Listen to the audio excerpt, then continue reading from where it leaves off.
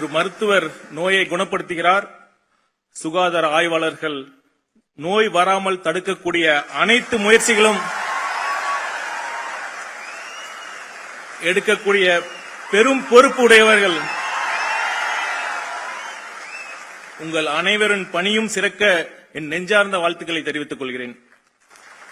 இந்த இடத்தில் மீண்டும் ஒருமுறை நான் சொல்கிறேன், தற்போது தமிழ்நாட்டில் நடப்பது அன்பு சாம்ராஜ்யம். நான் ஏன் இதை சொல்கிறேன் என்றால், இன்று பணியாணை பெறப்போகும் மருத்துவர்களே, சுகாதார ஆய்வாளர்களே, நீங்கள் ஒன்றை மட்டும் உங்கள் மனதில் ஆழமாக நினைவில் வைத்துக் கொள்ள வேண்டும். அரசு மருத்துவமனைகளுக்கு வருபவர்கள் பெரும்பாலும் வசதி படைத்தவர்கள் இல்லை. அவர்கள் அரசு மருத்துவமனைக்கு வரும்பொழுது வெறும் நோயோடு மட்டும் வருவதில்லை. இந்த அரசு, நம் அண்ணன் தலைமையிலான அரசு தங்களை நிச்சயம் காப்பாற்றும் என்ற நம்பிக்கையோடு வருகிறார்கள். அந்த நம்பிக்கையின் வடிவமாகத்தான் நீங்கள் பணியாற்றப் போகிறீர்கள்.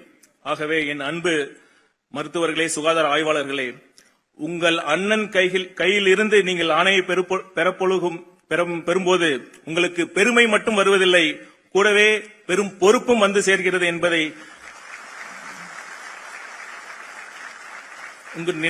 உங்கள் நினைவில் வைத்துக் கொள்ள வேண்டும். உங்கள் சிகிச்சை மட்டுமல்ல, நீங்கள் எளிய மக்களிடம் காட்டும் பரிவும் கனிவான பேச்சும் அன்பான வார்த்தைகளும் தான் இந்த அரசின் மீதான அவர்களின் நம்பிக்கையை காப்பாற்றும் என்பதை நாம் அனைவரும் நினைவில் கொள்ள வேண்டும். இந்த நிகழ்ச்சியில் மற்றொரு முக்கிய அங்கமாக நலம் டிஎன் என்ற ஹெல்த் பவுண்டேஷன் இன்று மாண்புமிகு முதலமைச்சர் அவர்களால் ஆரம்பிக்கப்பட உள்ளது. இது ஒரு செக்ஷன் 8 நான் ப்ராஃபிட் கம்பெனி. எதற்காக இந்த அமைப்பு என்றால், மருத்துவ துறையில் இந்தியாவிற்கே முன்னுதாரணமாக தமிழ்நாடு திகழ்கின்ற போதிலும் அனைவருக்கும் தரமான மருத்துவ வசதி என்ற நம் முதலமைச்சரின் லட்சிய பாதையில் நாம் கடக்க வேண்டிய தூரம் இன்னும் அதிகமாகவே உள்ளது. இன்னும் பல அரசு மருத்துவமனைகளில் தூய்மையான கழிவறை, சுற்றுச்சுவர்கள், மருத்துவர்கள் மற்றும் செவிலியர்களின் குடியிருப்பு போன்ற அடிப்படை உட்கட்டமைப்பு வசதிகள் மேற்கொள்ள வேண்டியிருக்கிறது. இன்னொரு புறம் போதிய அளவிலான டயாலிசிஸ் மிஷின்கள், லீனியர் ஆக்சிலரேட்டர் போன்ற நவீன புற்றுநோய் சிகிச்சை உபகரணங்களும் அதிக மருத்துவமனைகளுக்கு கொண்டு செல்ல வேண்டிய தேவை இருக்கிறது. இதன் பொருட்டு தமிழ்நாட்டு சுகாதாரத்துறை முழு அர்ப்பணிப்புடன் தொடர்ந்து செயல்பட்டு வருகிறது. இந்த மகத்தான மக்கள் பணியில் மக்கள் அனைவரும் பங்கெடுக்கக்கூடிய அரிய வாய்ப்புதான் இந்த நலம் டிஎன் அமைப்பு. பெரும் கார்ப்பரேட் நிறுவனங்கள் முதல் பொதுமக்கள் வரை இந்த அமைப்பின் மூலம் அனைவரும் தங்களால் இயன்ற பங்களிப்பை எளிமையாகவும் பாதுகாப்பாகவும் முழு வெளிப்படை தன்மையுடனும் வழங்கும் வகையில் இந்த அமைப்பின் இணையதளம் ஏற்படுத்தப்பட்டுள்ளது என்பதை மகிழ்ச்சியுடன் தெரிவித்துக் கொள்கிறேன். I take this opportunity to appeal to all corporates, small businessmen and other business people to donate generously to this health foundation for the cause of improving healthcare in the state of Tamil Nadu.